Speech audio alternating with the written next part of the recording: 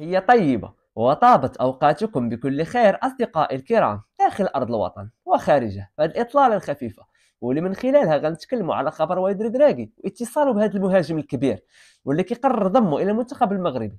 هادشي كامل وكثر غتشاهدوا معنا في هذا المقطع، ولكن قبل بغيتكم تصليوا وتسلموا على خير المرسلين محمد رسول الله فضلا وليس أمرا.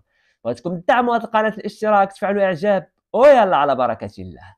إذا وليد الركراكي كيتصل بلاعب كبير وكيقرر انضمامه الى مجموعه اسود الاطلس، وهذا المهاجم هو حمزه اجمال لاعب كلاسيكو رينجرز الاسكتلندي. بعد تألقه اللافت في مباراة فريقه في مسابقة الدوري الأوروبي ما دفع مدرب المنتخب المغربي الأول وليد الركراكي إلى التواصل معه عقب مواجهة توتنهام الخميس الماضي.